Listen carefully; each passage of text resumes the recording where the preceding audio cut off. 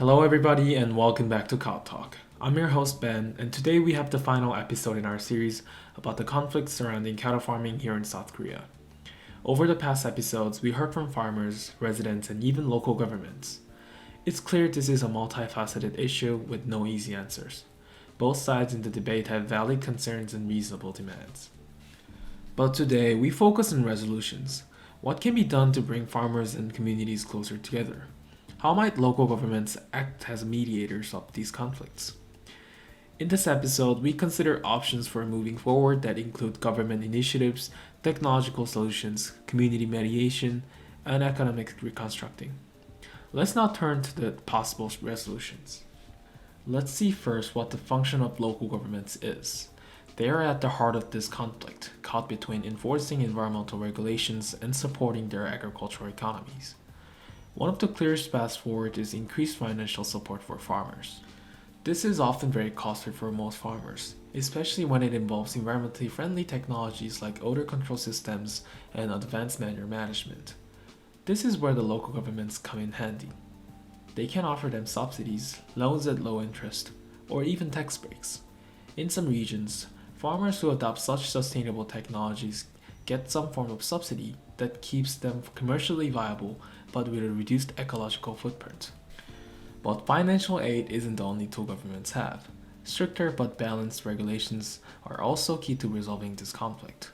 While regulations should safeguard residents against negative side effects such as pollution or noise exceeding the limit, they should also accord farmers the legal protection they require in order to operate without the constant threat of shutdowns due to complaints. On this basis, a well-designed regulatory framework would set out clear rules that both parties can demonstrate respect for. And enforcement mechanisms would prevent the one-sided targeting of farmers perceived as unfair and make sure everybody plays by the rules. Next, let's explore the role of technology in resolving these conflicts. Technological changes are rapidly gaining momentum in the agricultural industry, and they are a good way to bridge the gap between farmers and their neighbors. Odor control systems, for example, are increasingly able to eliminate all odors from large-scale livestock operations, operating to neutralize odors before they ever leave the farm. These systems utilize biofilters or misting systems and advanced technologies. Systems can be installed that significantly reduce one of the main complaints from residents living near cattle farms. Waste management technologies is also advancing. Modern manure treatment systems can generate either energy or fertilizer from the waste, thus reducing environmental impact and operation costs for farmers. It not only reduces pollution that upsets the residents, but also provides another source of income or savings for farmers. Local governments can encourage the adoption of these technologies by offering grants or subsidies to help cover installation costs. Real-time monitoring systems are the latest developments in water and air quality. These systems enable farmers and government officials to view any environmental conditions on a farm in real time to ensure that the given rules and regulations are complied with. If an issue arises, it is rapidly detected and dealt with, preventing long-term damage and community tensions. Of course, technology is important, and so is financial support, but they do not solve everything. A huge part of these conflict solution comes from the communication and mediation. Early communication involvement may be required before expansion on any farms is allowed. For example, a system may be in place where before a farmer applies for a permit for some kind of construction, there would be a gathering in the community. The residents would have a chance to give their views, and the farmers would explain what they intend to do and possibly what measures they have taken to ensure the community would not be harmed. Communication early on may prevent some of the issues from escalating. This is where mediation programs offered by local governments can facilitate these discussions to find common ground between farmers and residents through trained professionals.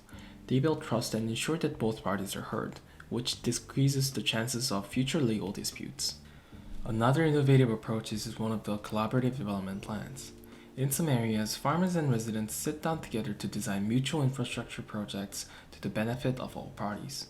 For instance, farmers may be asked to build park areas or community centers in a given development plan of expansion, which would accord immediate benefits with the local residents. This kind of cooperative approach turns potential points of conflict into opportunities of partnership. Now, let's turn our attention to reshaping the agricultural economy with a view toward more sustainable farming practices. One of the big challenges for farmers today is the ever-increasing size farms have to reach to make any money. Conversely, there is ever-growing interest in smaller, more sustainable farm models.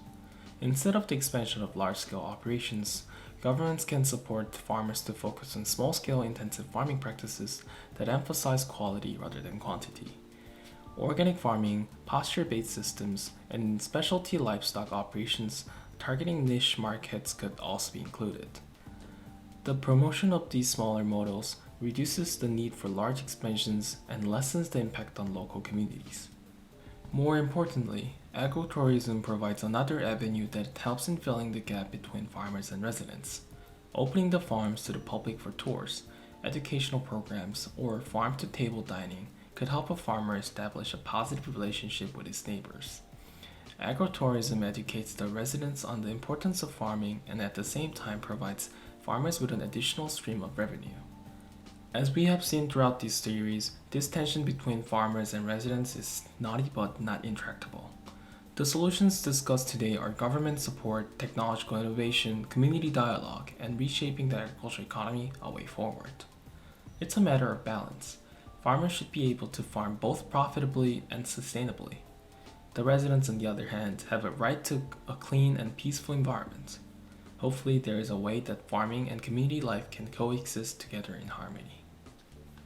Thanks so much for joining me on Ka Talk as we explore the challenges facing South Korean farmers. If you have some thoughts or ideas regarding solutions that we discussed, please leave a comment. Your input could help shape the future of agriculture here in our country. Thank you for listening.